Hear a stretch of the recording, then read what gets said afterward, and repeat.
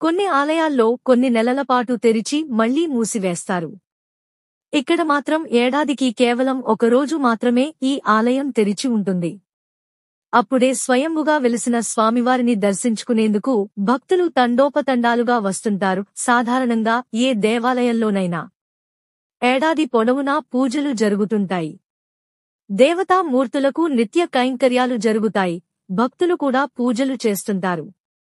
కొన్ని ఆలయాల్లో కొన్ని నెలల పాటు తెరిచి మళ్లీ మూసివేస్తారు. ఇక్కడ మాత్రం ఏడాదికి కేవలం ఒక రోజు మాత్రమే ఈ ఆలయం తెరిచి ఉంటుంది.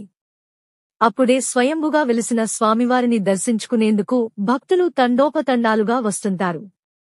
ఏడాదిలో ఒకరోజు మాత్రమే భక్తులకు దర్శనమిచ్చే ఆలయం ఎక్కడుందో తెలుసుకోవాలంటే ఈ స్టోరీ చదవాల్సిందే. యాదాద్రి జిల్లా సంస్థాన్ నారాయణపురం మండలం చిల్లాపురంలో ఓ ఎత్తైన గుట్టపైన 90 ఏళ్ల క్రితం శ్రీ రామలింగేశ్వర స్వామి వెలిసినట్టు స్థల పురాణం చెబుతోంది.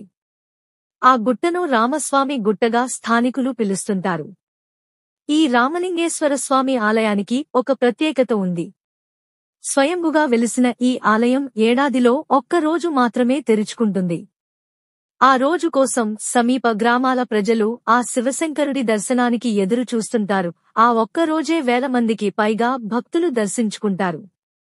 ప్రతి ఏటా కార్తీక పౌర్ణమి రోజున ఈ ఆలయ తలుపులు తెరుచుకుంటాయి. కార్తీక పౌర్ణమి రోజున పరిసర గ్రామాల ప్రజలు ఒక్కరోజు జాతర నిర్వహిస్తుంటారు. తెల్లవారుజామున శివునికి రుద్రాభిషేక పర్వంతో జాతర ప్రారంభమవుతుంది.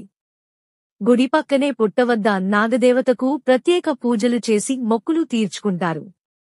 మహిళలు ప్రత్యేకంగా 360 ఒత్తులతో దీపాలను వెలిగించి పూజలు చేస్తారు. సాయంత్రం అఖండ దీపారాధన కార్యక్రమాలు నిర్వహిస్తారు. రాత్రి స్వామివారి ఆలయం తలుపులను మూసివేస్తారు. తిరిగి ఏడాది తర్వాత ఆలయం తలుపులు తెరుచుకుంటాయి. అయితే ప్రతి ఏటా కార్తీక పౌర్ణమి రోజున ఆలయం తెరుచుకోవడం ఇక్కడి విశేషం.